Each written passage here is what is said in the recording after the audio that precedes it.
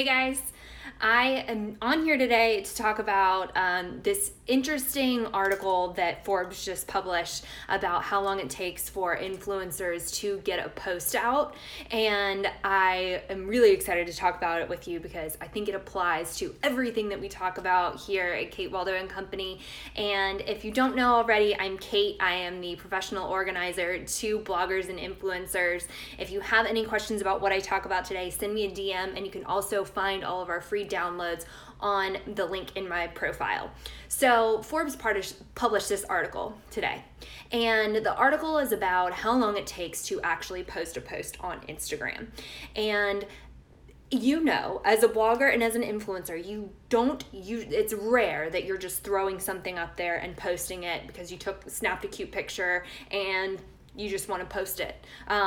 And not even a cute, you want it to be a cute picture. There's rarely a time where you just take a photo of something and post it on Instagram. Because after all, this is your job, and the quality of your content reflects the quality of your brand.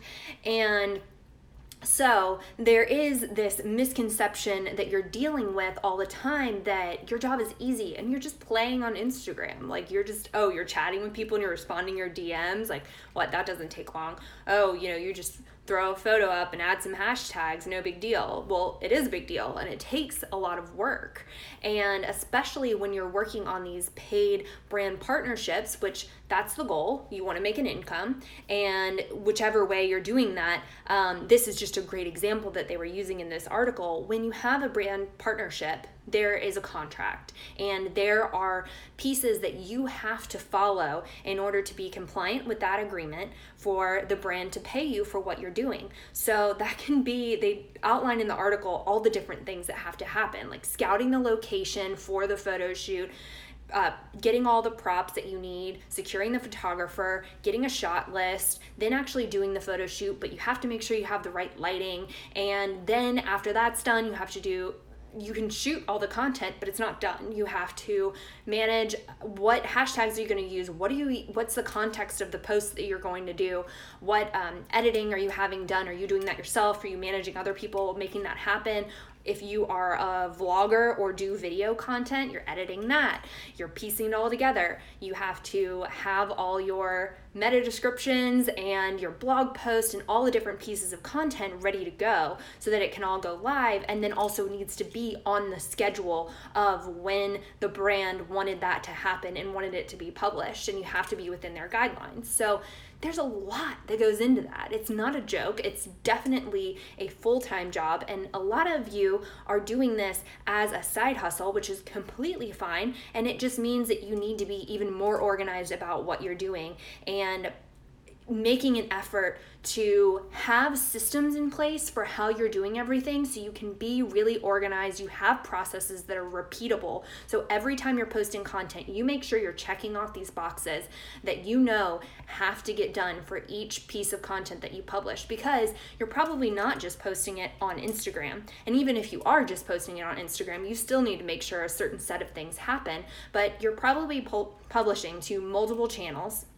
And it is too hard, even if you know what you have to do, you're experienced in this enough that you know what has to get done, what items need to be checked off, but you don't need to make your brain work that hard. You need to list it out, and by listing it out, you'll see where the inefficiencies are in your process, and then you're able to outsource later. I think the misconception is here that I was having a conversation with somebody about this yesterday, and they're like, I just need to hire somebody. I just need an assistant, and then it'll all be fine, and then I'll get organized. But that's actually kind of backwards, because you have to have systems in place and organization in place in your business so that you know all the items that have to get done so you can be effective when you are hiring someone. Because if you're hiring someone without any real plan and without extreme is probably not the best word because they don't want to intimidate you, but with really good organization in place and really good systems in place, then you're not doing yourself a favor.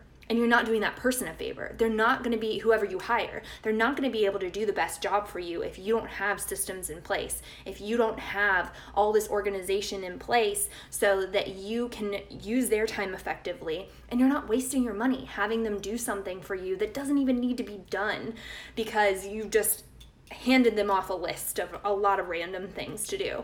So you can be a lot more strategic about what you're doing, because like we talked about in this article, you have so much that you have to do in order to get a post up. For that's just a good example. This applies to everything about your business. If you're working with clients and you have to get that client onboarded, and then you have to make sure they have a good customer experience, and then you have to get them offboarded, all of these things apply throughout the entire process, that it needs to be organized, it needs to be repeatable, and it needs to have you need to have a system in place for how it's all done, so that then you can bring on somebody else to help you with that.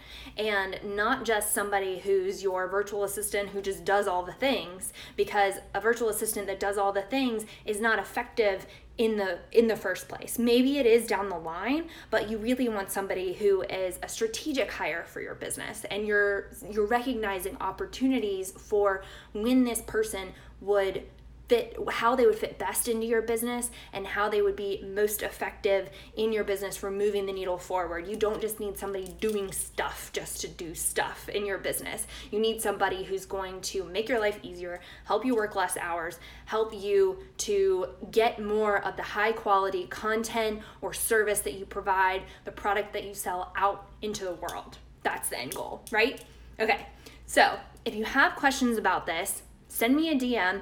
I'd love to hear your thoughts on this. Like, how are you feeling about this Forbes post? I linked it in my stories, and I saved it to my highlights under influencers.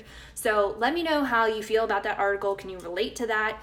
Do you feel like there's a misunderstanding of how much work that it goes into being an influencer and putting yourself out there and putting your content out there? Is there a misconception in that? I want to know if you feel like that. I feel like there is. And organization systems and making really strategic hires are the best thing that you can do for yourself and for your business. So send me a DM, comment on this video if you feel like there is that misconception, because I want to know. Those of you who are live, you can also comment and let me know if that's how you feel. But I'm going to sign off for now, and I want to keep this conversation going. So send me DMs, comment on the post, and it will be an IGTV later. All right, bye guys.